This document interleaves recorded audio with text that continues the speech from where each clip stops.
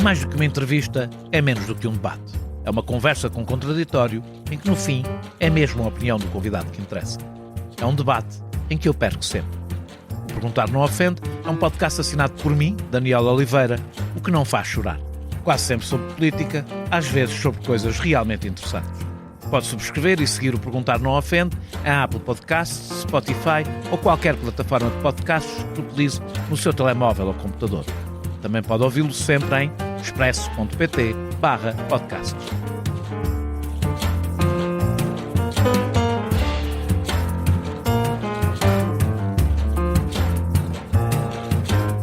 Há anos que discutimos o crescimento da extrema-direita como reflexo do mal-estar económico e social, entregando-lhe quase sem resistência à representação política do descontentamento. Mas talvez a pergunta decisiva venha antes das urnas. Quem decide hoje é a forma como nos informamos e quem molda aquilo que queremos saber quando pensamos em política. Temas que não surgiam no topo das preocupações dos cidadãos, como a imigração, a segurança ou questões culturais laterais, tornaram-se centrais no debate político. Não por força de maiorias sociais, mas pela repetição e pela capacidade de dominar a atenção mediática. A extrema-direita pode não ganhar eleições, mas ganha tempo de antena, centralidade e normalização do seu discurso e das suas prioridades. Em paralelo, o acesso à informação política deslocou-se silenciosamente dos jornais e telejornais para os motores de busca e, mais recentemente, para sistemas de inteligência artificial. Plataformas percebidas como neutras, técnicas e fiáveis passaram a hierarquizar a realidade política antes mesmo de qualquer debate começar. O que aparece primeiro, o que se repete e o que é omitido molda hoje a percepção do que é relevante, legítimo e inevitável. Como é, num caso e no outro, a beneficiada é uma extrema-direita que tem um discurso e prática que ativa a atenção por via da polarização, emoção e ódio. É sobre este duplo movimento, mídia tradicionais e mediação através de algoritmos totalmente opacos, que vamos falar nesta edição do Perguntar Não Ofende.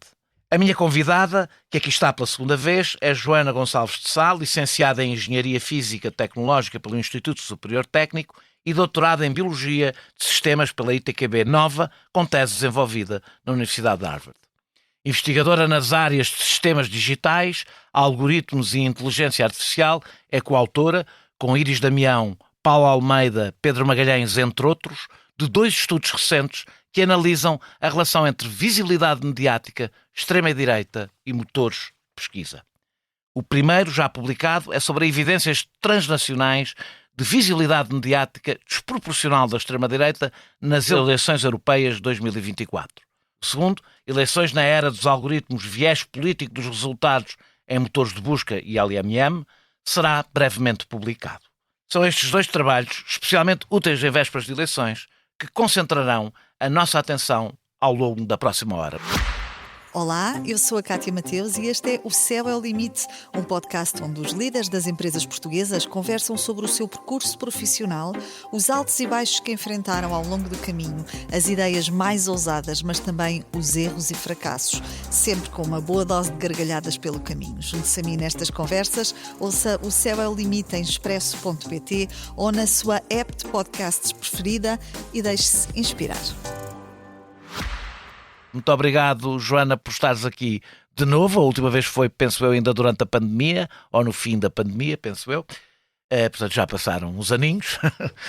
O estudo Evidências Transnacionais de Visibilidade Mediática Desproporcional à Extrema-Direita nas eleições europeias de 2024, que fizeste com os autores que eu referi, introduz o conceito de índice de visibilidade desproporcional.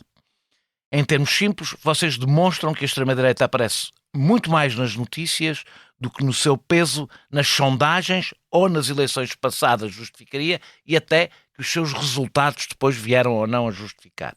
Que desproporção é essa? Para começarmos esta conversa, que desproporção é esta? Os países analisados, vou dizer de cor, a Alemanha, a Polónia, Portugal, a Áustria e Irlanda, estava a faltar a Irlanda, e a Irlanda são os 5 países que vocês analisam, e qual é que desvio é que encontraram em termos agregados, e não só agregados, que desvio é que encontraram na cobertura mediática que é dada na imprensa, estamos a falar da imprensa, aos partidos de extrema-direita e depois os resultados que tiveram ou que tinham tido.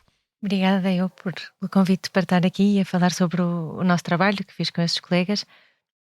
Nós escolhemos esses 5 países porque eram países que na altura, nas sondagens, estavam mais ou menos distribuídos em termos de previsão de voto. Portanto, uns estavam com as sondagens um bocadinho mais à esquerda e outros com as sondagens um bocadinho mais à direita, e nós queríamos ter essa distribuição. E o que nós fizemos foi analisar praticamente todas as notícias que nós conseguimos encontrar relacionadas com as eleições europeias de 2024 e depois identificar dentro destas notícias todas as entidades políticas, ou partidos, ou políticos que tinham sido mencionadas nos títulos, principalmente, no título, no link, no URL, e depois classificar essas entidades em função dos seus partidos políticos e depois classificar os partidos políticos em termos de direita radical, portanto, da direita radical à esquerda radical, digamos assim, sendo os verdes mais ou menos o centro. E o que nós vimos é que, de facto, em todos os países, as entidades mais mencionadas pertenciam à direita radical e essa desproporção variava entre países, mas em geral estava muito perto dos 10 pontos percentuais em relação às eleições anteriores, portanto aos resultados que eles tinham em 2019 e perto também 6, 7 pontos percentuais em relação às eleições, ao resultado que vieram a ter. E também havia uma desproporção em relação às sondagens, não é? E também, porque isso poderia justificar achar-se que iam ter um resultado que depois não tinham tido. Exatamente, de 2019 a 2024 tinham passado muitos anos, portanto podia, mas até em relação às próprias sondagens nós tínhamos ali uma diferença de perto de 5 pontos percentuais, porque as sondagens já eram muitas vezes mais otimistas ainda do que depois foram os resultados, otimistas para a direita radical, do que foram os resultados reais. Portanto, há ali uma variação entre países e há ali uma variação também se olharmos para os resultados de todos os países. O caso mais extremo é a Irlanda. O caso mais extremo é a Irlanda. Que não conseguiu representação no Parlamento Europeu, mas teve, agora estou a dizer de cor, próximo de 30 menções, quase um terço. Quase um terço das menções eram sobre a extrema-direita e nem sequer conseguiu representação para o Parlamento Europeu. Nem nunca tinha tido. E nem sequer eram menções a partidos da direita radical irlandesa. Sim. Eram menções práticas à AfD, por exemplo, sim, a Le Pen. Portanto, vocês incluíram menções nacionais e internacionais. A outros países. Portanto, sim, o que significa que marca a agenda política, muito, o discurso desses partidos. Exatamente. Mesmo em países como a Irlanda, em que praticamente não há representação. O caso menor desvio é a Polónia, se bem percebi, porque a Polónia, a extrema-direita, é ela própria muito forte. Portanto, exato, é difícil superar muito. Exatamente. É isto, estou a dizer bem, não é? Exatamente. No caso da Polónia, em que já há um peso tão grande destes partidos, o desvio não é muito grande, apesar de ser, em termos absolutos, aquele em que também mais se mencionam entidades da direita radical. Nós estamos a falar de dezenas de milhares de notícias que vocês analisaram. Nós estamos a falar de 20 mil notícias que nós analisámos e dessas, à volta de 10 mil, um pouco mais, tinham menções diretas no título. Portanto, elas podiam ter no corpo, estas 20 mil teriam menções no corpo da notícia, mas nós focámos nas menções, nas entidades que conseguimos identificar no título, porque era também uma ideia de saliência, não é? Portanto, se está mencionado no título, em princípio, mesmo que depois mencione outros partidos ou outras entidades no corpo da notícia, o título e o link, que muitas vezes é o mesmo, ou são muito próximos, claramente tem uma visibilidade, uma proeminência que não tem o resto das menções. O que é que te surpreendeu mais? Bem, já agora, dizer genericamente, se eu vi bem, os partidos nesses 5 países de forma agregada tiveram cerca, agora estou a dizer de cor, não tenho aqui escrito, 25%, é isso? Sim. E as referências eram acima de 30%. Exato, em geral. Em geral. O que é que te surpreendeu mais? A magnitude do fenómeno ou a sua transversalidade? Na verdade, ou se calhar não te surpreendeu nenhuma das duas coisas? Na verdade, nós não tínhamos uma expectativa muito clara quando começámos a fazer esta análise, até porque nós começámos esta análise como parte do outro estudo que vamos falar, penso que vamos falar a seguir, porque nós estávamos no fundo a tentar auditar algoritmos e tentar perceber como é que os algoritmos, quando nós fazemos pesquisas online, por exemplo, como é que nos dão estes resultados diferentes e como é que a visibilidade destes partidos surge, e depois nós precisávamos era de controlos, ou seja, nós queríamos comparar a visibilidade que os algoritmos dão com a visibilidade, por exemplo, das sondagens ou dos próprios resultados eleitorais ou da própria atenção mediática. E quando estávamos a desenvolver essa auditoria aos motores de busca e aos modelos de linguagem, como o ChatGPT, é que começámos a fazer a análise dos média. E aí acho que ficámos surpreendidos, quer pela dimensão, porque de facto, e mais uma vez, dando outra vez o exemplo da Irlanda, é uma dimensão enorme, quer por ser geral, ou seja, nós quando começámos a fazer esta análise depois por jornal ou por site, era muito transversal. Mesmo em jornais considerados, digamos, mais de centro-esquerda ou de centro, o número de menções a entidades de extrema-direita era muito frequente. Pensas, isto é especulação, mas pensas que os resultados seriam diferentes se conseguissem analisar a cobertura televisiva? Eu mando o meu palpite do que acompanho bastante, por razões profissionais. Acho que provavelmente o desvio seria ainda maior.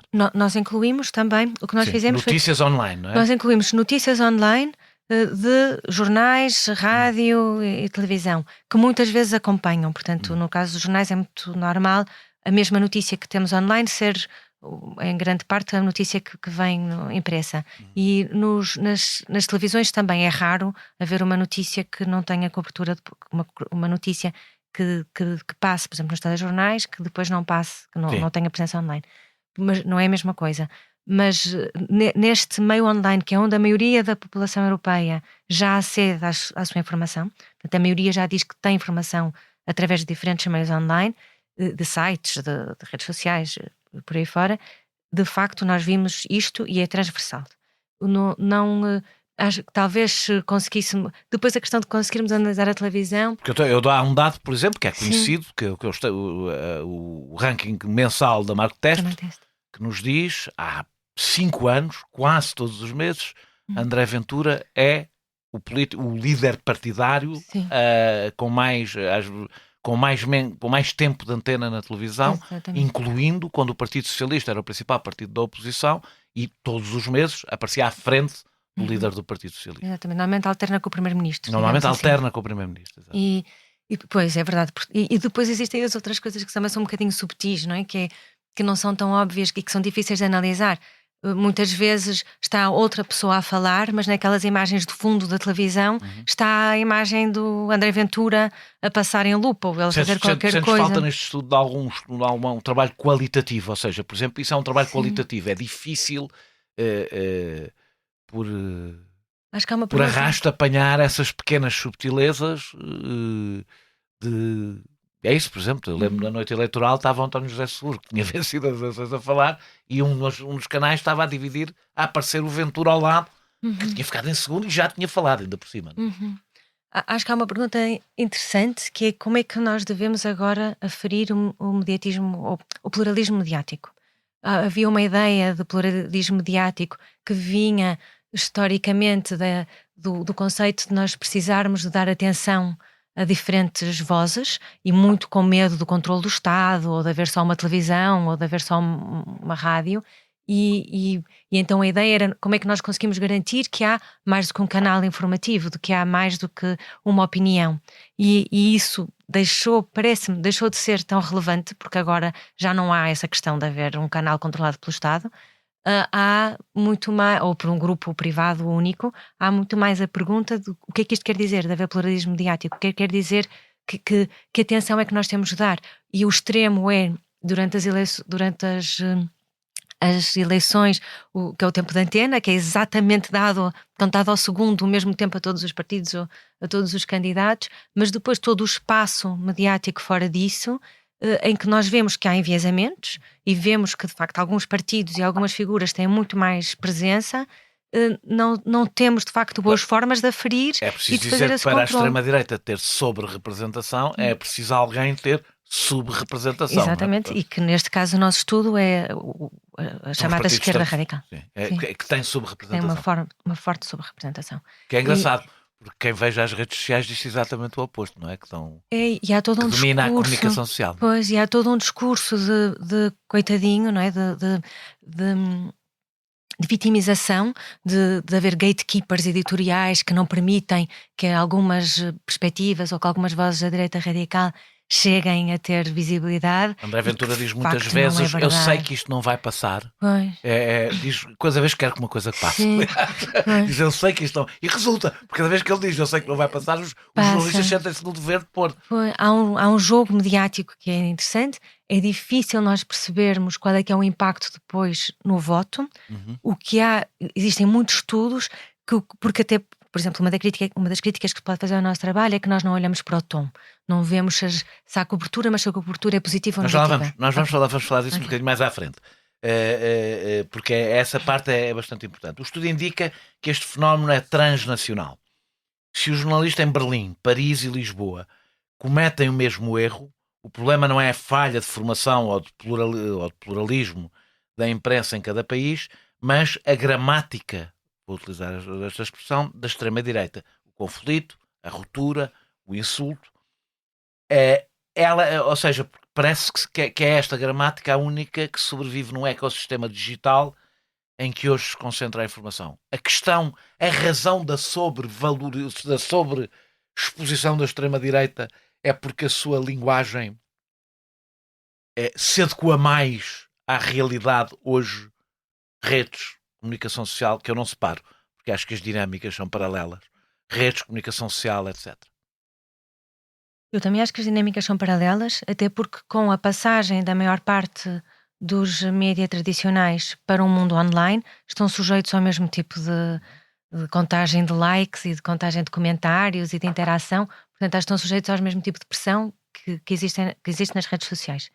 E se é a linguagem, eu não sei. Eu utilizei a expressão gramática porque Eu acho que isso desresponsabiliza um bocadinho os jornalistas e desresponsabiliza os médias tradicionais. Parece que é inevitável. Há esta linguagem, esta gramática e esta polarização, portanto não há nada que nós possamos fazer. Mas a lógica é claro que há, não é? Mas eu só voltava atrás. É que a questão tem a ver com a lógica do próprio mercado da atenção, não é? Mas se nós formos ver, por exemplo, os debates, as audiências dos debates, eu não sei até que ponto é que quem tem esse discurso fica surpreendido, por exemplo, com a vitória do António José Seguro e com a passagem à segunda volta. Porque a presença que ele tem, a atitude que ele tem é o oposto disso. Até ao ponto de ser considerado chato, porque não há... É o ponto de ser chato. Pronto, porque não há nada disso, não é? Não há nada dessa dinâmica, não há nada dessa agressividade, dessa tensão. Há o oposto disso. E o facto de ele passar à segunda volta como o mais votado, para mim é uma indicação. Mas é verdade que os debates do André Ventura são os que têm mais audiência. Os debates, tipicamente, com André Ventura, são os que têm mais audiência. Não Portanto, foi seja, verdade, por exemplo, nas legislativas. Isso pode não se traduzir no voto, mas sim, traduz seguramente na atenção. Eu acho que sim. Nós sabemos que há que há um mecanismo, principalmente das redes sociais, que depois eu acho que é mimetizado pelos média, de querer essa atenção, e que a atenção fácil é essa que vem da agressividade e que vem da atenção e que vem do soundbite. Mas não me parece que seja inevitável, e o exemplo que eu estou a dar é o do António José Seguro, que não fazendo isso, fez o seu caminho e apesar de ter muito menos visibilidade mediática, aliás, em terceiro lugar vinha o Gouveia Melo e depois o Coutinho, e o António José Seguro tem claramente menos visibilidade mediática do que os outros, isso não impediu que houvesse uma votação expressiva e que ao que tudo indica, ainda estamos a uma semana das eleições, mas ao que tudo indica venha a ser o próximo Presidente da República. Por isso, acho que sim, mas acho que é uma saída fácil. Nós estávamos a falar das redes sociais, vocês não medem diretamente o peso da extrema-direita nas redes sociais, que sabemos por outros trabalhos ser bastante significativo. Até que ponto os mídia, isto tu pegaste um bocadinho nisso, que entramos por aí e não desenvolvemos, até que ponto os mídia se limitam a replicar aquilo que já circula intensamente nas redes. Tu puseste ao contrário, os mídia também estão nas redes, mas não é só isso. Até que ponto os mídia seguem não só a lógica, mas a dinâmica, o que é viral nas redes? Acho que há trabalhos de outros colegas que não nossos, e aliás nós não nos focámos nas redes sociais exatamente porque já há muita gente a olhar para isso, e fazem um bocadinho chegam a essa conclusão, não é? De facto há uma presença, por exemplo no Twitter X, de jornalistas enorme, e então que apanham muito do que é lá discutido e depois trazem para os jornais, trazem para a televisão, trazem muitas vezes para o mundo online também desses média. Mas acho que esse lado que havia do chamado gatekeeping, não é? De guardar os portões do que é que marca a agenda mediática, não me parece que esteja a ser feito editorialmente da maneira que era. Há muito essa transposição das redes sociais e o próprio tom, e pronto, eu estavas a dar o exemplo da imigração, das questões identitárias, que surgem não no espaço mediático. Nós, a certa altura, fizemos um estudo em que nós comparávamos, aí sim, nas redes sociais, comparávamos o que era dito nas redes sociais, nos jornais, 3 na altura, Público, Expresso e Correio da Manhã, e no Parlamento. E nos debates parlamentares. E o que é que garantia a agenda? E o que nós víamos era que, nessa altura, os jornais e o Parlamento estavam muito próximos, e o que estava a ser dito nas redes sociais era muito diferente. Por exemplo, a questão das alterações climáticas era muito presente nas redes sociais e não era presente nem nos debates parlamentares, nem nos jornais. E agora pergunto, mais vezes falamos sobre isso, devíamos repetir isso, porque isto foi ali em 2018, 2019, pré-pandemia, porque eu acho que agora se calhar já íamos ver uma diferença muito menor entre os médias tradicionais e as redes sociais, mas provavelmente não também no Parlamento, que continua a ter a sua própria agenda e que parece que não segue tanto. Mas eu percebo a tua ideia eu percebo a tua insistência pedagógica em relação aos gatekeepers, e acho que fazes muito bem, mas nós também temos uma coisa, não é? Ou seja, a nossa comunicação social, eu estou sempre a insistir nisto, não é? As notícias eram vendidas a grosso, agora são a retalho. Os jornais vendiam jornais, e a credibilidade era uma coisa muito importante. A partir do momento que passaram a vender notícias, a credibilidade pertenceu, e estão muito mais sujeitos. Isto agora estou a falar da dinâmica, independentemente da opinião que temos sobre o que é que... Até a partir do princípio que os jornalistas têm hoje o poder sobre os órgãos de comunicação social que tinham quando eram gatekeepers. A minha pergunta é, tendo em conta esta dinâmica, um bocadinho insistir nisto, se a extrema-direita tem uma mestria política, porque esta questão para mim é importante, porque nos diz se há solução ou não há. Tem mestria política ou tem apenas atores que são mais compatíveis com o algoritmo que recompensa aquilo que dissemos, o choque, a polarização, a simplificação. O que eu estou a querer dizer com isto é, nós partimos sempre do princípio que a extrema-direita soube utilizar muito bem as redes sociais. Eu tenho dúvidas disso. Eu acho que a extrema-direita não soube utilizar muito bem as redes sociais. A extrema-direita é ela mais compatível com a lógica do algoritmo das redes sociais. E, portanto, se ingrou melhor nesse novo meio do que se ingraria quando havia critérios editoriais, etc. Outro tipo de lógica de comunicação. Eu sei que estou a desviar um bocadinho da tua especialidade, mas acho que com os estudos que fizeste consegues falar sobre isto. Isso, na verdade, é uma pergunta muito interessante, não é? Porque é a pergunta da causa e consequência. E eu estava aqui, enquanto estavas a falar, eu estava a pensar como é que nós poderíamos testar, como é que nós desenhávamos uma experiência para tentar perceber o que é causa e efeito. Nós temos estudos correlacionais, ou seja, o crescimento da extrema-direita está fortemente ligado ao crescimento das redes sociais. Okay? Portanto, nós sabemos que eles acontecem em paralelo. E também, a pergunta interessante é, ok, então agora vamos... E também sabemos que a extrema-direita, quando se fala muito do eleitorado, tem ido buscar eleitorado jovem. O que não é diferente, por exemplo, do que fez, por exemplo, o PSR na minha geração. Que há escolas que defendiam o voto aos 16 anos, porque... Só que numa percentagem um pouco diferente. Uma percentagem diferente, e eu quero acreditar com conteúdo diferente também. Sim. Mas foi buscar muito temas que interessavam a legalização das drogas leves, o casamento entre pessoas do mesmo sexo. Tudo temas que a maior parte dos jovens hoje não adere. Não tocam tanto, mas que na minha geração, não é? Sim, aos anos 90, era muito importante. E foi muito às escolas. Houve um trabalho que foi feito dos jovens. Aliás, eu acho que a primeira vez que o Bloco de Esquerda elege foi a primeira vez em que eu votei na minha, ou muito perto. Portanto, há um trabalho que é feito. Do que eu, és mais nova. Um bocadinho, se calhar. Mas, portanto, há ali um trabalho mas há claramente um crescimento da direita radical que está associado ao crescimento das redes sociais. Uma pergunta interessante é, vamos então se proibirmos as redes sociais, como estão a fazer uma série de outros países, até aos 16 ou até aos 18 anos, o que impacto é que nós esperamos que isto possa vir a ter no voto jovem? Eu acho que isto é uma pergunta importante e que vale a pena discutir. Depois há um lado que claramente, e nós já falámos sobre isso tem muito a ver com aquilo com que eu trabalho, que é a ideia de nós querermos ir às redes sociais para desligar o cérebro. Portanto, nós já estamos num momento menos racional do nosso dia. Nós falámos disso nessa Há entrevista muito que tempo, tivemos aqui. nós já estamos cansados, nós estamos moídos, nós queremos de facto desligar a parte racional do nosso cérebro e então ficamos muito mais sujeitos a manipulações emocionais. E há Desse ponto de vista é mais trabalho, imersivo, não é? é imersivo e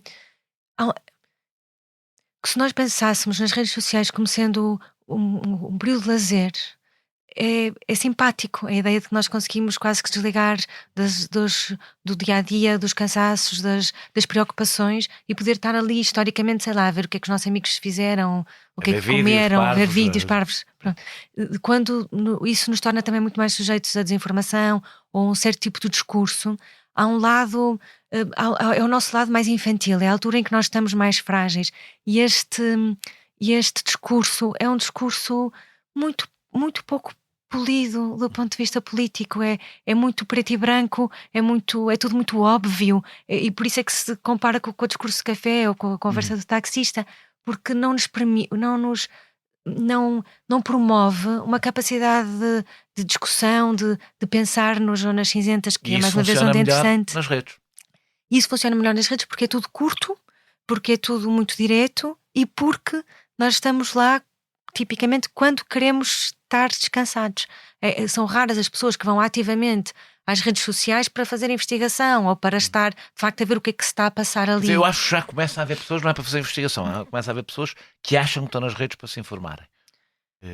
Mas é uma informação menos profunda, não é? É a ideia de eu vou apanhar os soundbites, vou perceber mais ou menos o que é que está a acontecer, mas daí até eu conseguir ler ou até perceber os diferentes lados, e acho que isso também tem a ver com a ideia do pluralismo mediático. Isto leva-me a questão que estávamos a falar da facilidade de adaptação da extrema-direita a este sistema, leva-me a uma dúvida que eu tenho tido muitas vezes, se os partidos tradicionais não estão condenados deste ponto de vista, no sentido em que estão estruturalmente em desvantagem. Não é uma desvantagem, eu ouço muitas pessoas dizerem os partidos têm que se adaptar a esta linguagem. Não, é a partir do princípio que a forma e o conteúdo são indiferentes, não estão ligados, ou seja, é difícil partidos que têm soluções, um discurso mais complexo, porque as soluções são mais complexas, adaptar-se a uma linguagem que ela exige simplificação. Eu acho que é engraçado pensarmos quando tivemos, por exemplo, os meios de comunicação novos, vamos pensar na rádio, e no papel que isso teve, por exemplo, no crescimento do Hitler, ou ou aqueles discursos muito inflamados, muito emocionais. Na imprensa não resultariam. Que não resultariam, não é? E esse papel de um novo meio para chegar às massas e a inflamá-las de outra forma, e depois houve ali um ajuste, depois das piores razões possíveis, mas eventualmente houve um ajuste e acho que se conseguiu voltar a aproveitar estes meios de comunicação para haver debate muito mais profundo, para haver outro tipo de discussão, também porque começou a haver controle. Eu acho que isso é muito importante, a ideia de como é que nós controlamos as redes sociais e o espaço mediático em geral.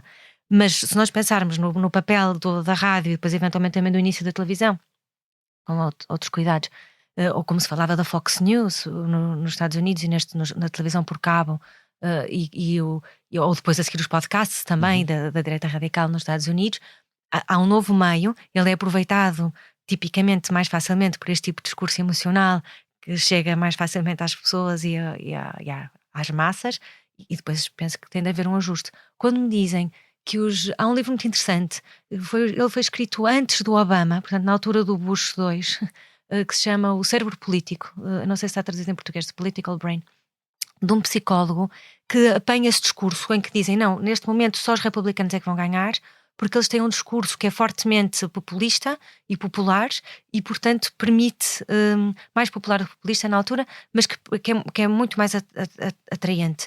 E os democratas querem ter estes argumentos racionais e complexos e não chegam. E ele desmonta um bocadinho isso, dando uma série de exemplos. Ele quase que antecipa o Obama. E o discurso do Obama, que é muito emocional e muito esperançoso, noutro tom. Nós falamos de simplismo, é verdade, o Obama tem um discurso emocional, nós falamos de simplismo, a direita radical, por vezes, tem discursos bastante contraintuitivos. Conseguem embrulhá-los de uma maneira, porque alguns são muito, muito contraintuitivos. E até contraditórios. E contraditórios. A questão da imigração, portanto, não são obrigatoriamente mais fáceis de vender. Sim. É verdade que o Obama soube utilizar, não sei se nesta área, se nesta era, se safaria da mesma maneira. Eu vou dar outra vez o exemplo do António José Seguro. eu acho Mas é que eu acho não que pode haver uma distância. acho difícil fazer esse. O António José Seguro tem os resultados que tem, é um voto de rejeição. E, portanto, na realidade, é tão emocional, isto não é obrigatoriamente mau, como o voto no Ventura. Acredito não é que nele. sim. Acredito que Ou sim. seja, mobiliza na realidade o mesmo tipo de emoções, mas em espelho das do André Ventura. É cada vez que André Ventura fala que mobiliza o voto do Ventura, não é cada vez no Seguro, não é cada vez que o Seguro fala. Não é? Mas a verdade é que, de uma maneira ou de outra, há espaço para haver um discurso político que não é agressivo, que não é sistematicamente polarizador, que pode ter tendências agregadoras. Voltando à imprensa e voltando à questão que eu há bocado interrompi e não te deixei falar, durante muito tempo discutiu-se o problema era o tom positivo ou negativo. É nisso, aliás, que se centram as queixas da extrema-direita. O vosso trabalho sugere que a visibilidade em si já é politicamente transformadora. Não há má publicidade para a extrema-direita? Existem estudos que indicam isso mesmo, que não há má publicidade. Qualquer publicidade é boa. Qualquer publicidade, pelo simples facto de poder passar a ter temas na agenda, como imigração, por exemplo, é um dos casos mais estudados, de se falar sobre isso, faz duas coisas. O facto de haver visibilidade faz duas coisas. Uma é normalizar estes partidos. Deixam de ser partidos que eram de franja e que as pessoas tinham vergonha de dizer eu voto neles, para passarem a ser vistos como partidos perfeitamente aceitáveis, em que as pessoas já não têm vergonha de dizer que votam nestes partidos. E depois também marcam a agenda com os tópicos que, por exemplo, nós fizemos um estudo muito parecido para os Estados Unidos, e nos Estados Unidos nós não olhamos para partidos, não olhamos para republicanos e democratas, porque é menos interessante, porque é um sistema bipartidário, e olhamos para os temas. A que tópicos é que os média dão saliência. E vemos que também muito sistematicamente, principalmente no Google, dão muita saliência a tópicos que são muito mais importantes para os republicanos do que para os democratas. Portanto, há maneiras subtis de dar atenção e de garantir esta visibilidade. Depois há um estudo particular nos Estados Unidos, em que eles mostram nos Estados Unidos e Inglaterra, a causalidade. Quer dizer, quanto mais visibilidade eles têm, independentemente do tom, maior é a probabilidade de eles elegerem membros do Parlamento. Pode-se dizer, falando para Portugal, por exemplo, que a imigração, ou os ciganos, que são temas que existiam na sociedade, mas não tinham... claro que depois há alterações, evidente, a imigração aumentou e, portanto, naturalmente se tornou um assunto mais importante. Mas a extrema-direita descobriu o que preocupava as pessoas, como muitas vezes se diz, os outros não querem falar destes assuntos, que são o que preocupa as pessoas, ou conseguiu criar mercado. Ou seja, conseguiu que preocupações latentes que existem, não se cria mercado do zero, não é? Do nada, às vezes até na política consegue-se criar, mas conseguiu que isso passasse a ser uma preocupação central do ponto de vista do debate político, que estivesse na agenda política e se tornasse incontornável politicamente. Eu acho que essa é claramente uma pergunta para um cientista político, Sim. que eu não sou. O que nós fizemos a certa altura num estudo do Parlamento, é que nós olhámos para os primeiros 40 anos de democracia e vimos um bocadinho mais, e vimos as covotações e o discurso parlamentar. E nós tínhamos covotação entre os partidos todos, portanto, incluindo o PCP com a AD, ou na altura com o CDS, portanto, houve ali alturas em que era PC e CDS, na ordem dos 80%. Portanto, votavam exatamente igual às mesmas leis durante muito tempo. E quando nós começamos a ver uma posição clara, uma polarização clara no Parlamento, com uma separação clara do bloco direita-esquerda nas votações, depois olhamos para os discursos, é quando o bloco de esquerda entra no Parlamento. E depois nós fomos ver, e o bloco de esquerda e o PCP co-votam em quase 100%, quer dizer, 90 e tal por cento, nós também fomos ver as vezes em que eles não co-votavam. E aí é que eu acho que depois acaba por haver, se há um partido novo de esquerda que entra, que co-vota 100% quase com os outros partidos que lá estavam, tem de se distinguir e tem de criar uma agenda que diga nós somos diferentes aqui, e entram coisas como, por exemplo, a lei da paridade, e há ou também no caso do CDS com o PSD, há coisas como as touradas, não sei, porque são muito específicas. Tem de haver algo que distinga o eleitorado um partido do outro. O Votam... Pedro Magalhães, que esteve aqui na última entrevista, e aliás falámos brevemente deste estudo, tem a ideia, defendeu um pouco a ideia, penso que não está a forçar muita coisa, de que a sociedade era mais complexa e, portanto, na realidade, vira um bocadinho ao contrário, não é? Tanto a entrada dos partidos que muda, os partidos que representam uma sociedade que ficou mais complexa, que tinha uma agenda menos ela própria, que correspondia à complexidade, e isso começa a sentir no Parlamento com o aparecimento do Bloco e depois dos outros todos, o LIVRE, da IEL, do Chega, etc. Uma interpretação possível, que eu vou apresentar como hipótese, é que no início deve-se votar as coisas grandes, não é? As grandes... O chão comum. De base, não é? O chão comum, sim. As coisas que eram mesmo importantes, e havia ali uma certa concordância. Sim. E depois, quando começa a haver partidos que eu acho que é issue politics, não é? Portanto, que são partidos que se distinguem porque têm uma agenda muito, muito forte, por exemplo, como o caso do PAN, que tem de falar, fala dos direitos. É o caso extremo desse ponto de vista, por ter uma agenda muito específica. E nesse sentido é um bocadinho dos dois, ou seja, existe algo que preocupa a população, mas que não tem voz e que os partidos apanham, e ao mesmo tempo, por falarem muito nisso, mais gente pensa, olha, eu de facto também me preocupo com os direitos dos animais, eu de facto também me preocupo com a imigração.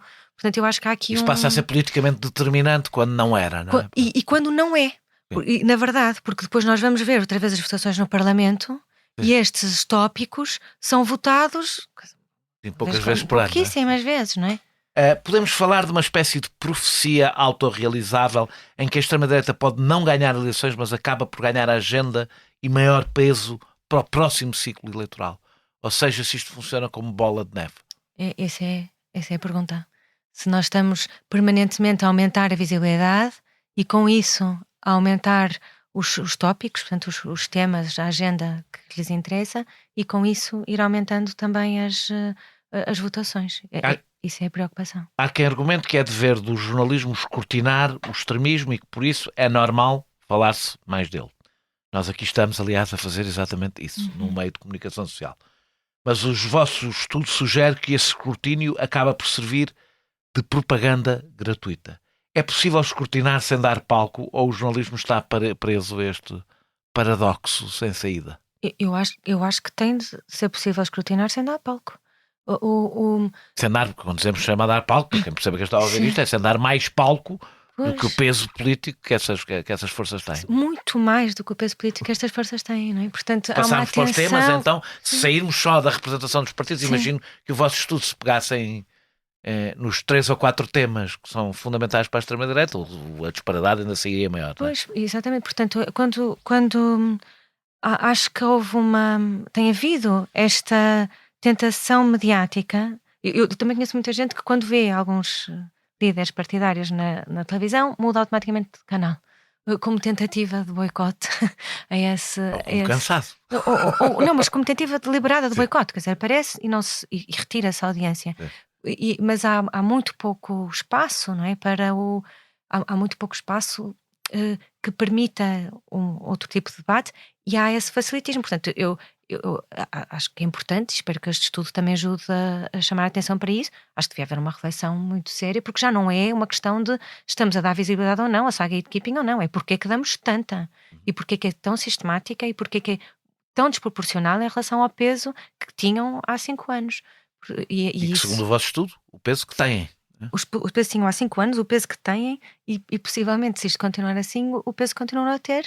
E olhamos para o caso da Polónia como um exemplo muito claro. Olhando para os dados por órgão de comunicação social, o padrão não me parece concentrar-se nos tabloides ou mídia sensacionalista.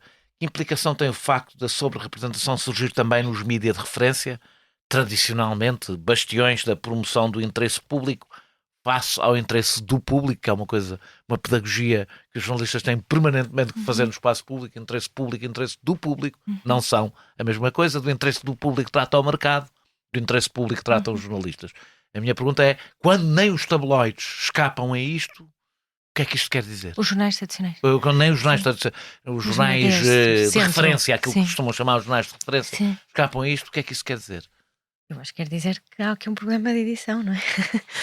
Porque eu também entendo, eu entendo as pressões que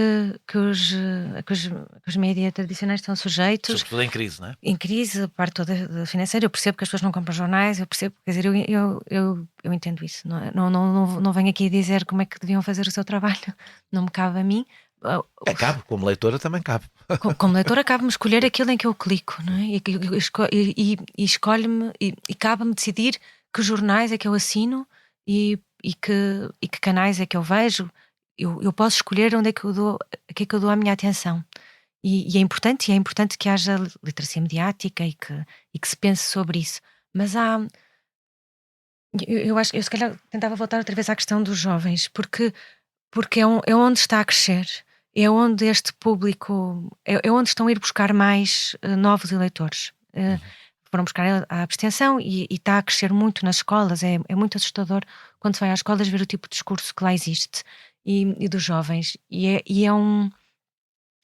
não podemos ignorar o papel das redes sociais aqui, porque estes jovens não estão a ler os jornais. Portanto, eles estão muito nas redes sociais, eles estão muito nos ChatGPT, nos LLMs, Large Language Models. Eles vão às redes, eles veem a Google, veem estes algoritmos como sendo neutros, vão lá e têm informação que é neutra, e nós mostramos que não é o caso. Ou que esta seleção não Então é nós vamos falar desse forma. tudo agora. Pronto. E o que é que nós, como sociedade, podemos fazer? E acho que nós temos tido muito medo de proibir, também por medo da acusação de censura, e acho que temos de deixar de ter esse medo, porque é muito negativo, é mesmo muito negativo para a E sociedade. não estamos a falar só de política, não é? Quando estamos a falar das redes. Estamos a falar do tudo, vício, das questões da saúde mental. Há um lado tão negativo que parece-me. Portanto, isto é a minha opinião há bastante tempo, mas acho que agora. Acho que é uma questão de tempo, é inevitável, e quanto mais cedo nós o pudermos fazer, melhor. Falemos do outro estudo vosso, então, que ainda não foi publicado, que desloca o foco para os motores de busca e da inteligência artificial que estavas a falar, que são hoje a principal fonte de informação para um crescente número de pessoas, e eu arrisco-me a dizer que muito brevemente serão, de longe, a principal forma das pessoas se informarem. A vossa opção metodológica foi usar perguntas e pesquisas neutras, semelhantes a qualquer um cidadão comum faz, portanto não direcionadas sobre a extrema-direita ou sobre... Porquê é que isso é crucial para perceber, antes de mais, esta questão metodológica? Porquê é que isso é crucial para perceber o impacto real desses sistemas na formação da opinião? Eu primeiro vou só notar que nenhum dos estudos foi revisto por pares. Portanto, isto é importante. Portanto, um deles já está disponível online, já estamos a receber comentários. O outro tem sido apresentado em conferências, ainda não está disponível online. Irão ser revistos por exatamente, pares. Agora tem de fazer o processo todo de revisão e podem sofrer alterações. E normalmente sofrem alterações com esses comentários dos colegas. O que nós fizemos foi que nós inventámos, como é difícil auditar estes modelos, quer os motores de busca, quer as redes sociais, quer estes, eu estou-lhe a chamar LLMs, mas são as coisas tipo o ChatGPT, o Gemini, o Copilot e assim, estes modelos de linguagem. Eles são todos algoritmos de inteligência artificial de diferentes naturezas e são muito difíceis de auditar porque as plataformas não deixam. E então o que nós fizemos foi inventar um sistema de bots, robozinhos online. Nós temos o nosso exércitozinho de bots. Portanto, não foram vocês que foram lá não para fomos fazer nós. as perguntas? Não, nós criámos primeiro desenvolvemos, e nós, principalmente a Iris e o José e o Paulo, criaram um exército de bots que fingem ser pessoas. Portanto, estes bots é que interagem. Eu estou familiarizado com eles. Relacionam-se comigo nas redes sociais. Okay, exato. E estes não estão treinados para comunicar com as pessoas, estão treinados para ir fazer pesquisas. Portanto, eles vão aos motores de busca, fingem, têm um comportamento muito humano, porque senão nós éramos logo barrados. Portanto, eles têm de fazer scroll, ser lentinhos a escrever, fazer erros, coisas assim, para não termos os captchas e aquelas coisas todas. E eles fazem pesquisas neutras, do tipo, qual é que é o melhor partido, em quem é que eu devo votar, coisas assim, sem nunca dizer o nome de um partido. E o que nós analisámos foi o que é que estes motores de busca, ou LLMs, nos dão, no caso dos motores de busca, a primeira página, portanto os 10 primeiros resultados, e no caso dos LLMs, o texto. E fizemos a mesma coisa que tínhamos feito para os mídias. Portanto, identificamos todas as menções a entidades políticas, ou políticos, ou partidos, ou esquerda-direita, termos assim. E pegamos nestes resultados todos que os bots recolheram, e aqui temos muitos milhares de páginas, olhamos e fazemos a mesma coisa, contamos. Portanto, vemos quantas vezes é que se eu pergunto qual é que é o melhor partido ou quem é que eu devo votar, qual é que são os rankings. E aí ainda é muito mais enviesado. Qual foi a conclusão que chegaram?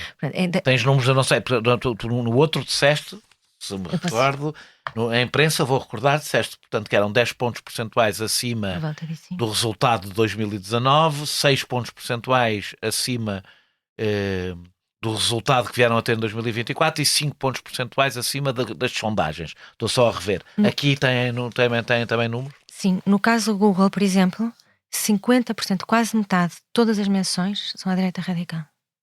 Quando fazemos estas perguntas neutras. Depois depende, nós fizemos isto em 4 motores de busca, Google, Bing, DuckDuckGo e Yahoo. E depois fizemos em 2 LLMs, no Copilot e no ChatGPT. No caso do Google é praticamente metade de todos. No caso do Yahoo passa dos 60%. No caso do Copilot é mais neutro, é melhor distribuído. No caso, isto para os mesmos países europeus. No caso do ChatGPT também são as mais mencionadas, é à volta de 30%. Portanto, nos motores de busca, praticamente todos somados, todos os outros somados não dão o mesmo número de menções que tem a direita radical. A quantidade de vezes que nós perguntamos qual é que é o melhor partido, em que é que eu devo votar, e muitas vezes isto é interessante, até os links são para páginas consideradas neutras, ou seja, eu pergunto quais é que são os partidos e aparece uma página da Wikipédia do ID, portanto, da Entidade de Democracia, que era o grupo parlamentar mais à direita antes das eleições de 2024. Portanto, aparecem páginas da Wikipédia de partidos ou grupos parlamentares da direita radical. E nunca aconteceu o oposto. Portanto, nunca aconteceu surgirem, por exemplo, a esquerda, no left, os socialistas. Isso significa que, do ponto de vista da arquitetura interna do sistema de pesquisa, o enviesamento surge sem intenção ou qualquer intervenção do utilizador? Portanto, quando nós fazemos perguntas neutras... Porque esses bots, ao contrário, podia-se dizer, esses bots não têm um histórico. Não têm, muitas vezes o que acontece tu aparecem muitas coisas do Ventura porque andas a ver vídeos do Ventura. Esses bots não têm histórico. Nós testamos com bots com histórico e sem histórico e não vemos muita diferença. E vemos permanentemente esta preponderância de menções os primeiros, isso quando olhamos só para o top 3, por exemplo, isto ainda é mais forte no caso do ChatGPT, porque eles depois eventualmente vêm por ali com aquele texto longo e falam de todos. Se olharmos para o top 3 ainda é mais forte. Para o top 3 o que é que é? Portanto, os 3 primeiros resultados, as 3 primeiras menções. Sim. Portanto, acontece-nos com muita frequência. Eu peço se alguém quiser perguntar, por exemplo, ao Google qual é que é o website do maior partido português, também depende. Aparece. Também depende, aí obviamente, do histórico das pessoas. E nós já fizemos isso até com alunos, com escolas, tentar fazer com a conta ligada, com a conta desligada, e muitas variações que nós conseguimos fazer, porque com estes bots conseguimos uma escala muito grande. Poder haver desvio, continua a haver sempre uma sobre-representação do sistema de data, mesmo sem história. Exato. E nós também tentámos treinar, e fizemos isso mais nos LLMs, perguntar como sendo um homem ou como sendo uma mulher, que é outra questão muito interessante, porque há claramente aqui um gap que são diferentes. Para as mulheres menos, não é? Para as mulheres menos, e é quase a única vez em que nós temos menções à esquerda, ou à chamada esquerda radical, é quando nós dizemos explicitamente que somos mulheres ou quando nós fingimos que os bots são mulheres. Ao contrário das redes sociais e da comunicação social, os motores de busca são vistos como neutros e fiáveis. Eu vejo pessoas a perguntar opiniões, sobretudo a inteligência artificial, ainda são mais vistos como neutros do que os motores de busca. Que riscos democráticos existem quando o sistema é lido como neutro e fiável e introduz enviesamentos sistemáticos? As pessoas têm menos defesas do que têm, por exemplo, quando vêm este enviesamento que falámos na primeira parte da nossa entrevista, da comunicação social?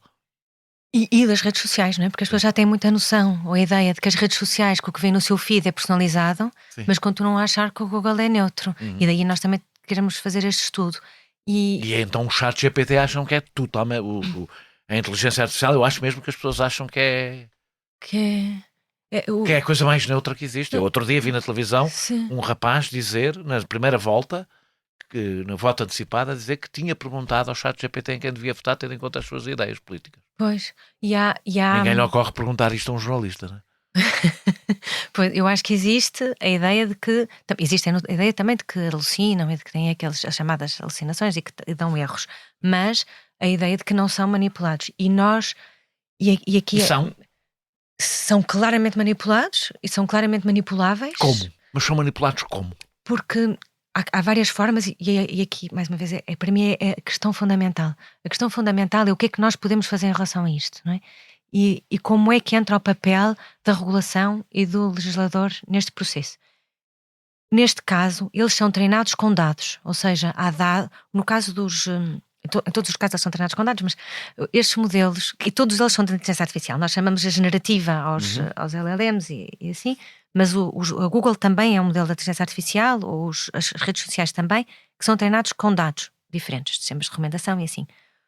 No caso, por exemplo, dos motores de busca, eles são também treinados com em que é que as pessoas clicam, que páginas é que têm mais links ou mais ligações entre elas, quão importante é que esta página é do ponto de vista da centralidade, ou seja, a quantas páginas é que ela está ligada, e isso tudo conta. Existem métodos que as pessoas usam, por exemplo, em publicidade, em marketing. Se eu quero que o meu site seja mais visto, há truques que se chama Search Engine Optimization, portanto eu otimizo a minha página para ela aparecer mais alto nos rankings. Okay? E depois, portanto, isto é possível. E existe o próprio algoritmo, eles podem dizer, vamos imaginar que as pessoas, quando aparecem aqueles links todos, eu faço uma pesquisa, qual é que é o melhor partido, e mais gente clica na página do Chega, o algoritmo vai aumentar a probabilidade de aparecer a página do Chega. Portanto, há aqui pelo menos 3 formas simplistas disto acontecer.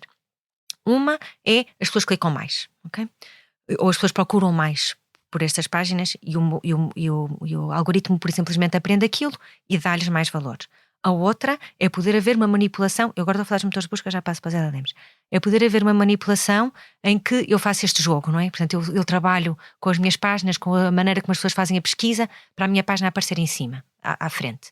E isso até pode ser de terceiros, a Google não tem nada a ver com aquilo, vamos imaginar. E depois existe uma forma que é o próprio algoritmo, a própria Google, manipular, vamos imaginar, isto aqui entra na teoria da conspiração, eu quero dar mais visibilidade a um certo partido, portanto, nós... Quando fazemos isto nos Estados Unidos, a desproporção de tópicos na Google do Partido Republicano, de tópicos que interessam ao Partido Republicano, é brutal em relação aos tópicos que interessam aos eleitores democratas. E, portanto, há aqui 3 hipóteses, digamos assim, que nós não sabemos distinguir, e eu também vou dizer porquê. E no caso dos LLMs, eles são treinados com uma quantidade brutal de dados que existem online e são modelos probabilísticos, ou seja, eles calculam a probabilidade da próxima palavra em função das perguntas que eu faço. Se eu começo a invadir a internet com desinformação ou com notícias, ou dou muito mais atenção mediática a um do que ao outro, isto vai entrar naturalmente no treino destes modelos. A minha pergunta é exatamente essa. Se o ChatGPT e o Gemini são treinados com textos da internet e a internet está saturada de notícias sobre a extrema-direita, devido ao tal índice de visibilidade desproporcional que nós falámos antes, eu até imagino que vocês acabaram por chegar ao segundo estudo como consequência disto que eu estou a dizer, mas estou a imaginar só.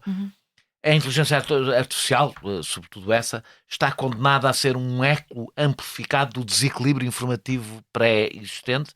Podemos sequer limpar este viés se a base onde se vai buscar a informação já tem o viés? Em relação à primeira parte, sim. A maneira como é treinado, sim. Ou seja, basicamente a maneira como estes modelos são treinados é tudo. Eles tentam limpar tudo. Fazem scraping, por exemplo, da Wikipedia toda, ou de tudo que está online, de jornais, revistas. Aliás, há uma série de processos, até do New York Times, em relação a direitos de autor, porque estão a utilizar dados sem autorização. Portanto, se o espaço mediático se o espaço online estiver enviesado, estes motores naturalmente vão ser enviesados. Depois há a questão interessante de se conseguimos desenviesá-los a posteriori ou não, e como. E depois, o que é que isso quer dizer? O que é que quer dizer eu criar um modelo neutro? Um modelo neutro é um modelo que me dá exatamente a distribuição, por exemplo, no caso político, a distribuição que existe agora, ou a distribuição que existia há 10 anos, ou o que é que isso quer dizer? Como é que eu faço esse enviesamento? E depois, mesmo do ponto de vista técnico, não é trivial. A maneira como é muito feito é há 2 formas. Uma é através de prompt engineering, portanto vão fazendo estas perguntas, vão percebendo quando é que as respostas são esquisitas, há uma equipa para isto, vão percebendo quando é que as respostas quando é que eles não querem, e eles corrigem, dizem não, tu não isto não respondes. E nós, quando fazemos muitas vezes pesquisas muito diretas, a quem é que eu devo votar, não respondem. Okay? Também temos que fazer, porque já foram não é desenviesados, porque não é enviesamento, foram alterados, foram apurados para não responder a certo tipo de perguntas. mas todo o processo de trabalho, quer de treino, quer de desenvezamento, é um processo social, é um processo que implica decisões do que é que quer dizer ser neutro, como é que eu quero que aquilo seja. Essa é uma questão que me põe sempre, sobretudo em relação à inteligência artificial. Um dos problemas não é exatamente que um sistema que é necessariamente opaco, e será sempre opaco, tenha passado a ser visto como neutro. Ou seja, exatamente porque é opaco, é visto como neutro, e é esta... Ou seja, o problema não é só a opacidade, é as pessoas acharem que aquilo é neutro. Ou seja, se não há uma pedagogia a fazer, que não sei se sequer consegue fazer, dizer, não, meus senhores, isto não é neutro. Isto não é mais neutro, e até porque é mais opaco, é menos neutro do que, por exemplo, jornalistas a falarem. Há 2 níveis de Por ser opacidade. mais opaco. Não é? Há 2 níveis de opacidade. Um é opaco porque isto são empresas privadas, que têm os seus algoritmos privados e que não permitem que as Qualquer pessoas... tipo de escrutínio. Qualquer tipo de escrutínio. E é importante, mais uma vez, que se fale, por exemplo, Vamos lá falar, vamos chegar aí. do Digital Services Act, não é? Esse é o fim da nossa E entrevista. também são opacas porque ninguém, mesmo os próprios engenheiros, as pessoas que os treinaram, sabem como é que eles funcionam e sabem o que é que eles vão dar. Portanto, nem quem tem todo o algoritmo e pode espreitar para dentro do algoritmo consegue prever as respostas. E há formas de manipular, por exemplo, ainda há pouco tempo se falou sobre isso, dos russos estarem a alterar as páginas da Wikipédia, porque sabem que estes LLMs vão ser lá treinados, portanto, que se o que tiver de informação na internet for errado, estes modelos vão dar informação errada, e isso é manipulável. E é muito, muito, muito difícil. Portanto, eu estava a falar de uma das formas é fazer este prompt engineering, a outra é tentar, por exemplo, ir ao próprio código e retirar, alterar. No caso do género é muito assim que se faz, é tentar retirar associações entre palavras. Mas todos estes sistemas são mesmo artesanais e muito básicos, não é? Nós estamos na idade da pedra destas tecnologias, então estamos a fazer assim as coisas todas assim de forma muito rude, e então é quase ridículo a forma como é fácil dar a volta, mesmo depois de tentarem retirar de desenviesar ou tentar torná-los mais neutros. Mas esta noção de neutralidade é uma noção de uma equipa de não sei quantas pessoas de Silicon Valley com aquela cultura, com aqueles valores que estão a tentar alterar a forma como nós achamos todos que devia ser a sociedade. Estão a alterar a realidade. Há um lado de engenharia social que está a ser feito bastante totalitário na realidade, não é? E muitas vezes até com a melhor das intenções, não é? Porque eu conheço pessoas que trabalhavam, por exemplo, no Facebook na altura que faziam o trabalho de limpeza dos feeds, e eram pessoas até eu não vou dizer que tivessem uma grande sofisticação social, mas que eram bem intencionadas, eram bons engenheiros, percebiam que havia ali riscos e que estavam a tentar resolver e minimizar. Eu não caio muito acho que há um dito, não é? Que é não justifiques com maldade aquilo que pode ser justificado com incompetência.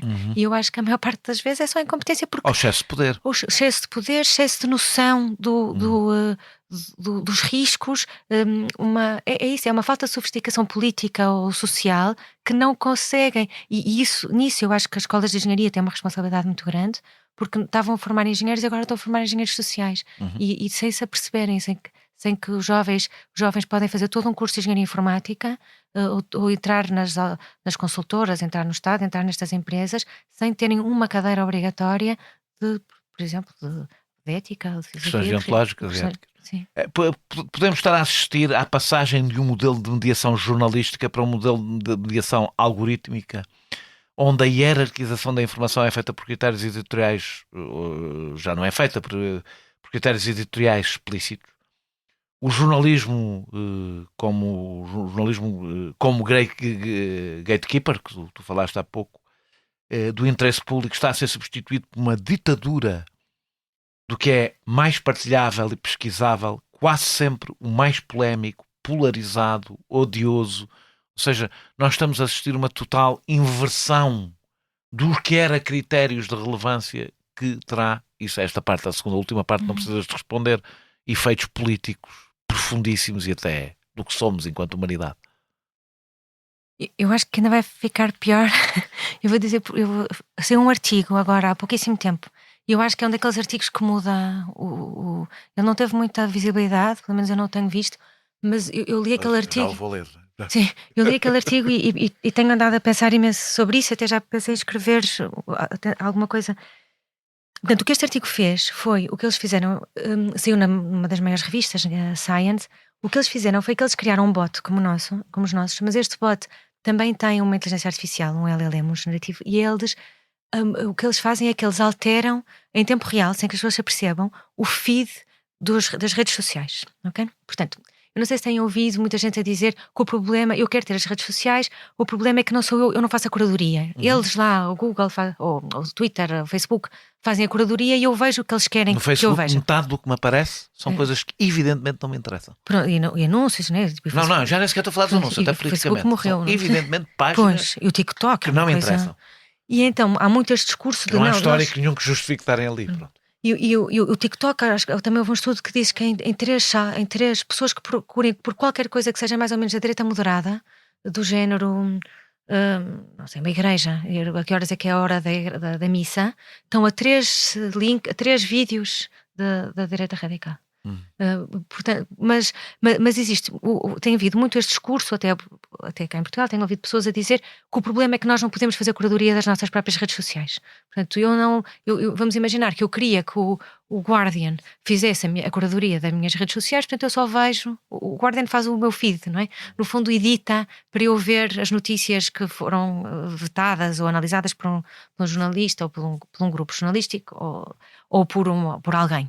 E então o que este grupo de investigação fez foi que eles criaram estes bots que funcionam como uma extensão no nosso browser, na maneira que nós vamos à internet. Vamos imaginar, uma pessoa pode usar o Edge ou o Chrome ou assim, e muita gente instala extensões do browser para bloquear anúncios ou para fazer tradução automática, coisas assim. E o que eles fizeram foi que criaram esta extensão que uma pessoa instala e faz curadoria do feed das redes sociais. E o estudo deles, eles só põem mais para cima, mais para baixo notícias políticas. Fazem com que as pessoas vejam mais conteúdo político ou menos conteúdo político. E portanto, este LLM automaticamente lê, vê se é político ou não e troca a ordem. E viram que há muito pouco tempo as pessoas que viam menos conteúdo político estavam menos polarizadas do que as que viam mais conteúdo político, quase que independentemente do conteúdo. Portanto, de ser de um lado ou de ser do outro. Mas o que me fascina neste artigo é que, e as pessoas não notam porque ele é tão rápido, o que me fascina neste artigo é que, de facto, nós agora entramos muito rapidamente numa altura em que a curadoria é feita a este nível. Ou seja, eu posso decidir que eu quero uma extensão que eu instalo no meu computador que me manipula o que eu vejo nas redes sociais. Mas ainda assim é uma opção, não é? É uma opção, não, mas agora vamos imaginar que por default, não é? A extensão que vem no Edge da Microsoft, e não é assim tão difícil, ou no Chrome, é uma curadoria do Donald Trump. Okay? E ele ou a equipa dele é que faz a curadoria do que nós vemos. E é tão rápido, quer dizer, é tão simples. Eu acho que este artigo vem mudar de facto a maneira como se pensa na questão do acesso à informação.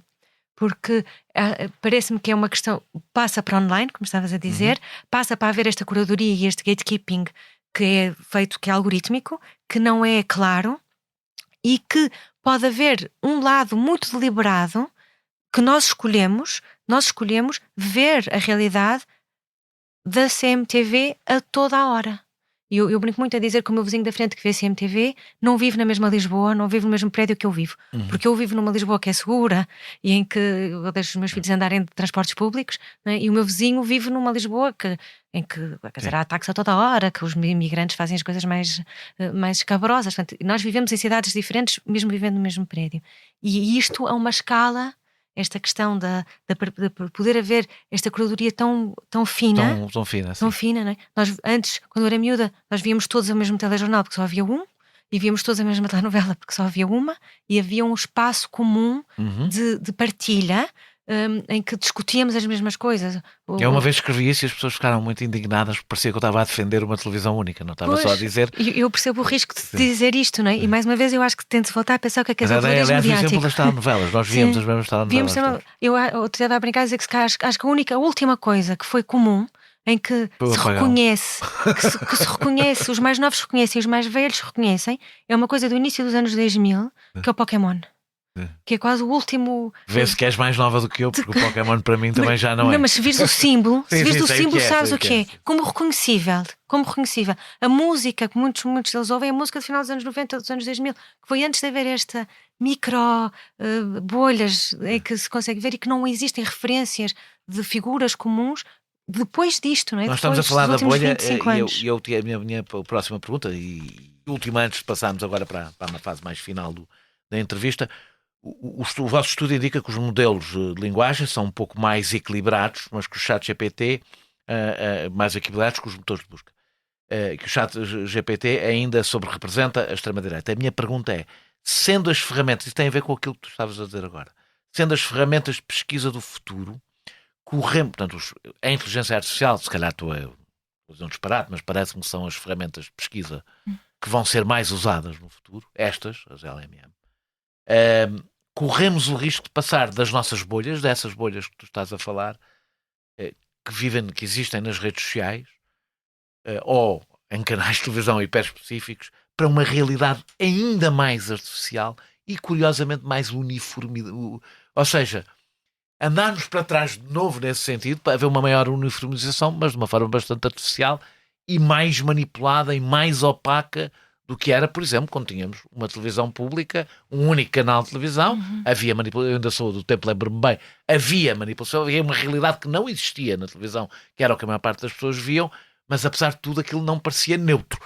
As pessoas sabiam que aquilo era um canal de televisão, detido pelo Estado, com poder do governo, as pessoas sabiam. É um bocadinho, eu se quiseres faço este paralelo com outras coisas, a diferença de viver numa ditadura, e tu sabes que vives numa ditadura, não estou a comparar evidentemente a ver só um canal de televisão com uma ditadura, estou a fazer o extremo com viveres numa sociedade aparentemente livre, onde uma inteligência artificial totalmente opaca, com todas as características que tu tens estado a descrever, me mostrar a realidade. Acho que há estes dois. Daí eu estar a falar tanto sobre o facto de eu achar que nós temos de repensar o que quer dizer pluralismo mediático, porque ele estava pensado para essa questão da ditadura com o canal único e da falta de haver vozes diversas, e agora há quase que os dois extremos, não é? Quer a possibilidade de haver essa uniformização, como tu estás a dizer, em que nós não controlamos, que há meia dúzia de empresas que têm um poder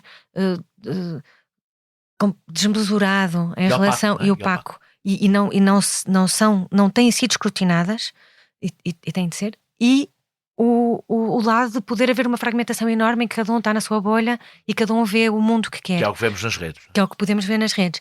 E o primeiro, nós temos muitos exemplos, por exemplo, na China, não é? Com a Grande Muralha, que de facto impede que há uma certa informação que os próprios LLMs treinados na China não respondem, por exemplo, sobre Tiananmen.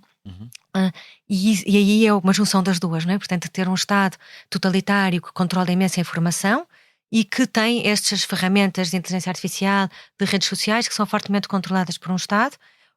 Não sabemos que caminho é que os Estados Unidos vão tomar, e temos uma esperança, na minha opinião, na União Europeia e no papel que tem de ter para regular estes algoritmos e para regular os conteúdos que lá estão. O lado, eu acho que é importante que haja literacia mediática, acho que é importante que se fale sobre isso, que ensinem nas escolas. Não vou pôr isso em questão mas é irrealista. Tenho todas as dúvidas de adultos, literacia mediática a jovens. E é irrealista. Literacia deste género, jovens, acho difícil. E o espírito crítico, é irrealista acreditar que isto é o sistema. Para mim, o exemplo, vou dar um exemplo que é o exemplo dos automóveis. Eu meto num automóvel, eu ando de carro ou num avião, não porque eu saiba como é que ele funciona, mas porque eu sei que há todo um processo técnico e legal até aquele avião sair. Existe regulação. Eu tenho de treinar o piloto, eu tenho de treinar os controladores aéreos, eu tenho de garantir a parte toda da máquina. Há todo um sistema. Há aquela ideia de se nós desconfiássemos tudo, não saíamos de casa, não é? Há essa ideia de que se eu desconfiar de tudo, não sair de casa, e há a ideia de que o Estado tem como obrigação garantir que um dos espaços públicos, que os espaços públicos são seguros. Há legislação para garantir que o Código da Estrada é cumprido, que os medicamentos que eu tomo foram testados. E eu não tenho a liberdade de chegar à farmácia e comprar tudo o que me apetecer. Não existe isto. Nós retiramos essa liberdade aos cidadãos de poderem comprar qualquer droga por uma questão de saúde pública. Nós criámos um sistema em que alguém desenvolve ou pensa num medicamento, ele é testado, há ensaios clínicos, há provas, até chegar que lá. aplicar isso à informação é complicado. Eu vou dar um passo atrás. Eu quero aplicar isto aos sistemas algorítmicos, em geral. São sistemas que têm um impacto enorme, até em saúde pública, questões de saúde mental, por aí fora, e que estão a ser colocados no mercado sem qualquer tipo de escrutínio e sem qualquer tipo de análise prévia. Portanto, esta ideia de que eu vou dar liberdade às pessoas para comprarem o seu medicamento e vou ensiná-las, vou dizer na escola, olha, vê a bula, vê estas regras, ou que eu dou sequer o poder a um ministro para decidir que medicamento é que existe e que medicamento é que é tomado. Nós, como sociedade, decidimos há muito tempo que não é realista. Nós criamos muitas regras para viver em conjunto que nos reduzem o risco de exposição a algo que é mau.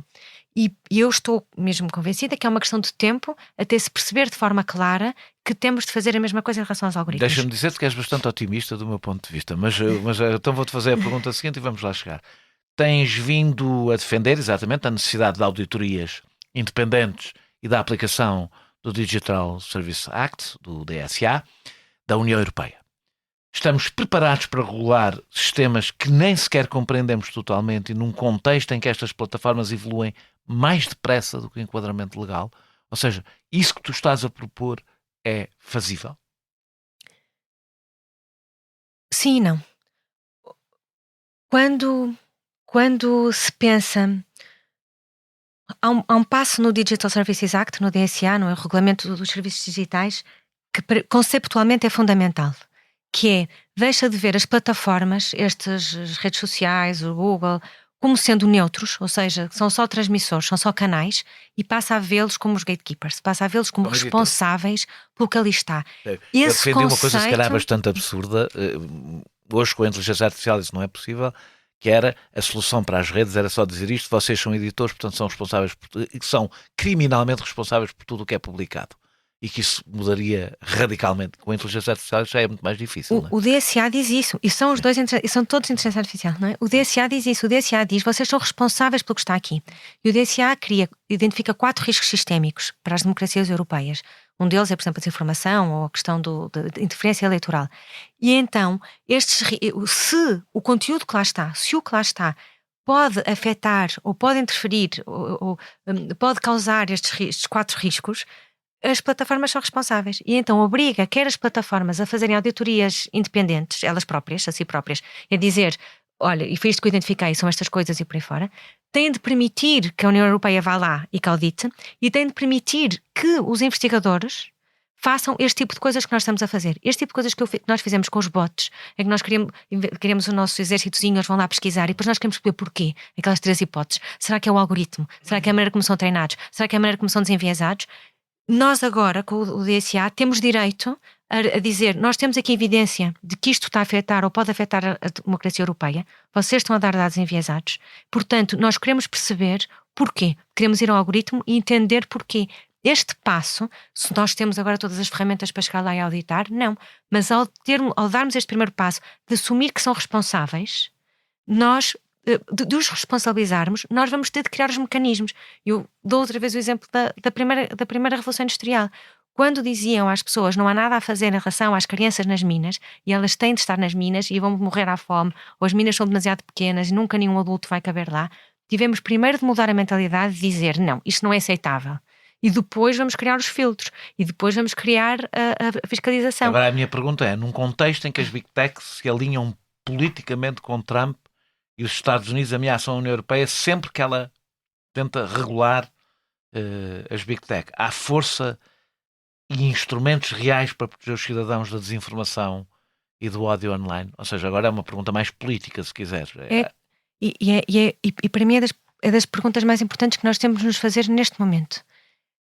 Eu acho que muita gente vê a União Europeia como quase que o último reduto, ou como mais uma vez acho que são muito esperança. otimistas, mas pronto.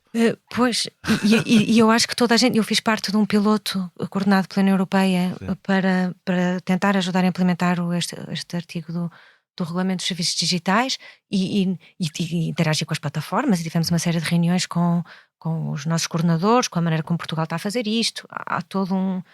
Portugal está a fazer alguma coisa? Portugal é obrigado a aplicar, porque isto é um acto, não é um regulamento, é obrigado a aplicá-lo cá. Tem havido muitas questões em relação a isso, por exemplo, como isto era visto, se isto é visto como uma lei social que tem a ver com direitos humanos, que tem a ver com direitos com o espaço público, fazia todo sentido, por exemplo, que a ERC fizesse parte do sistema de reguladores que aplica, e a maneira como foi decidido agora muito recentemente pelo Estado português é que a única entidade, o único coordenador dos serviços é a ANACOM. Portanto, foi decidido por um secretário de Estado que vem da Google, por acaso. Foi decidido por um secretário de Estado que vem da Google e que aparentemente mantém ações da Google, que eu acho que também é algo que nos devia fazer pensar.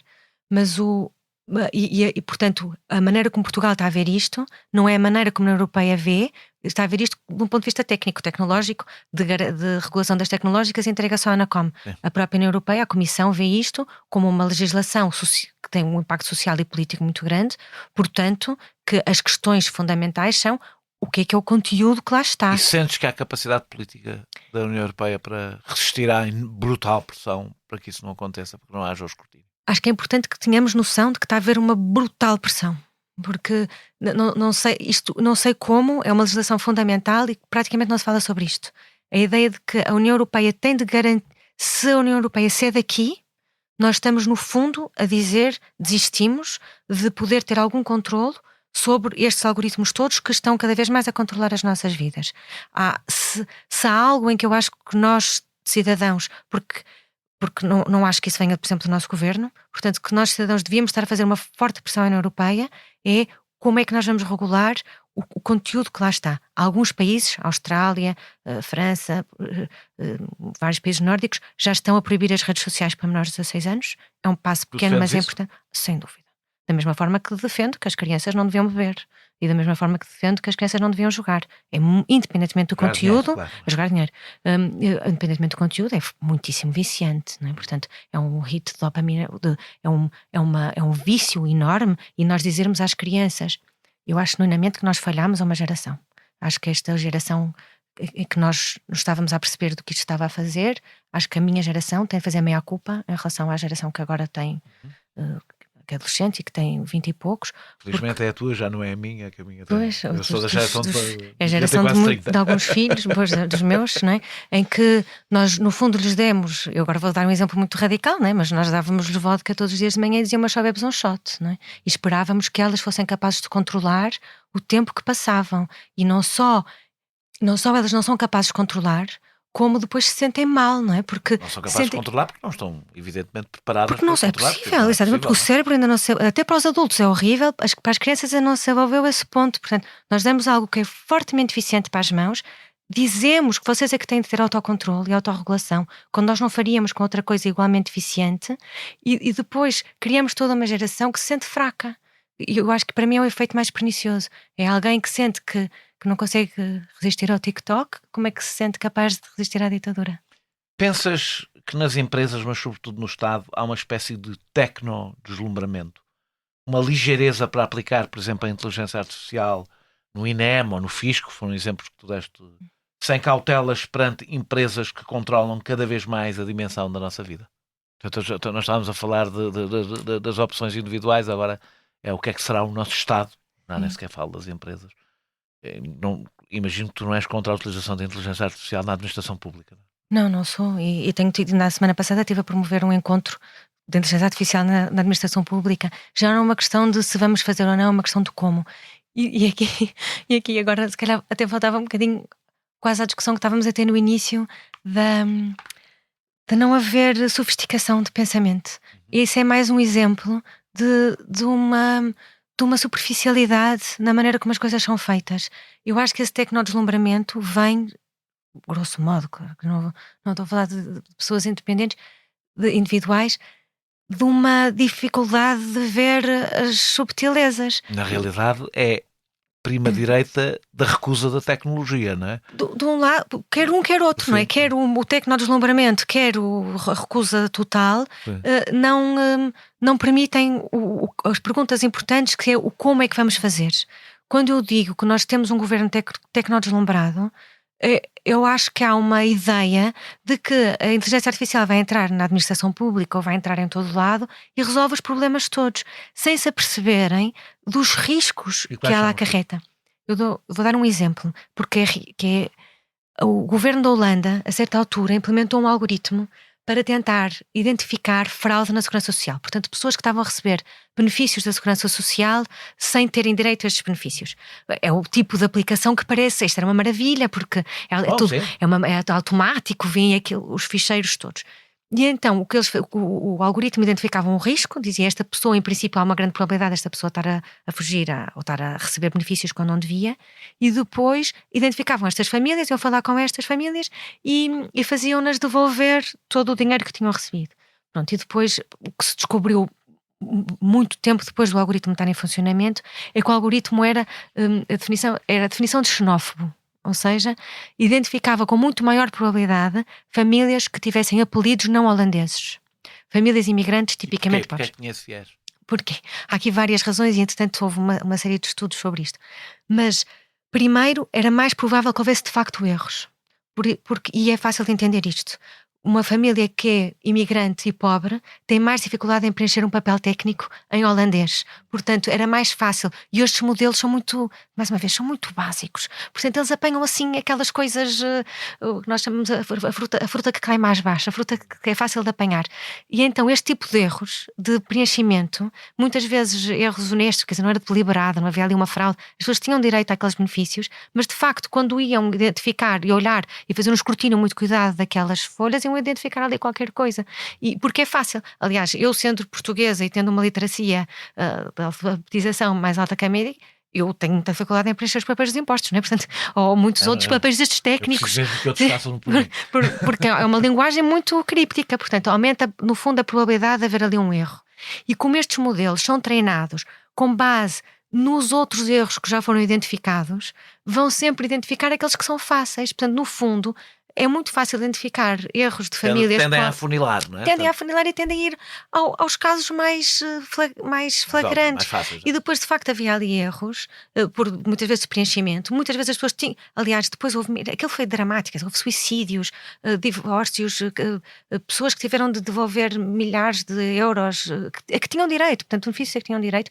O governo holandês demitiu-se na sequência deste caso. Eu brinco a dizer que é o maior escândalo de que nunca ninguém ouviu falar. Demitiu-se por causa deste escândalo na Segurança Social. E mesmo com esta lição e muitas outras, algoritmos que estão mal treinados, porque nós não sabemos, eles são muito básicos, nós não sabemos desenviesá-los, nós não sabemos perceber. Outro exemplo muito conhecido foi de um algoritmo nos Estados Unidos para um sistema de saúde para identificar quem é que eram os mais doentes. E os mais doentes eles tinham usado, nós não sabemos quem são os mais doentes, temos de usar alguma coisa de semelhança. Os mais doentes eram aqueles que tinham mais pedidos de reembolso do seguro. Okay? Portanto, os pobres que não tinham seguro eram considerados saudáveis. Portanto, este tipo de exemplo, quando o nosso governo chega e diz nós agora vamos pôr um sistema para o INEM de triagem, é dificílimo fazer isto, é dificílimo fazer reconhecimento de voz àquela velocidade. Sabes que tem uma grande vantagem. É muito mais barato. E não tem dúvida. É barato e desresponsabiliza. Pois. Ou seja, a culpa é da máquina, não é de ninguém. Esse é um dos problemas da suposta neutralidade. E o tecnodeslumbramento entra a este nível. Ou seja, de não se perceber que ao substituir, achar que uma máquina vai fazer algo que é. As máquinas deste nível, que dizem as coisas mais absurdas, que não conseguem fazer contas, conseguem substituir humanos em decisões de vida ou morte com esta ligeireza, não é? Houve um rapaz que disse que fazia aquilo em 3 meses e sem erros, não é? É absurdo, não há outra palavra, é absurdo. Não há nada sem erros e claramente uma coisa destas não se faz em 3 meses.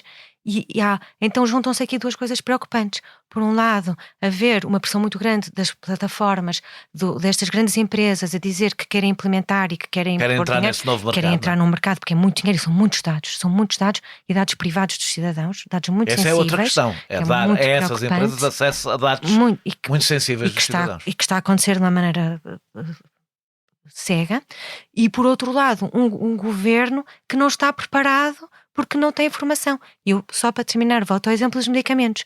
Da mesma maneira que nós não deixamos ministros nenhum da saúde, ou ministra nenhuma da saúde, decidir que medicamentos é que se tomam, nós temos estruturas para isto, técnicas e políticas, temos Infarmedes, temos estudos do processo todo até chegar ao mercado. Nós não podemos deixar que haja ministros ou secretários de Estado, tenham ou não ações, seja de onde for, a decidir isto. Nós precisamos criar estruturas, as instituições têm de se adaptar e temos de criar novas instituições se necessário, novos Infarmedes, novas agências europeias de medicamento, novas instituições legais, formais, para garantir que o que chega à nossa mesa, que o que chega à nossa casa, já passou por um crivo, porque neste momento é o Wild West. Então que chega à administração pública é ainda mais. Mesmo importante. Muito obrigado, Joana, por esta hora e tal de conversa. Nós regressamos brevemente com outro convidado ou convidada e, se vai ouvir isto antes das eleições, não se esqueça de votar.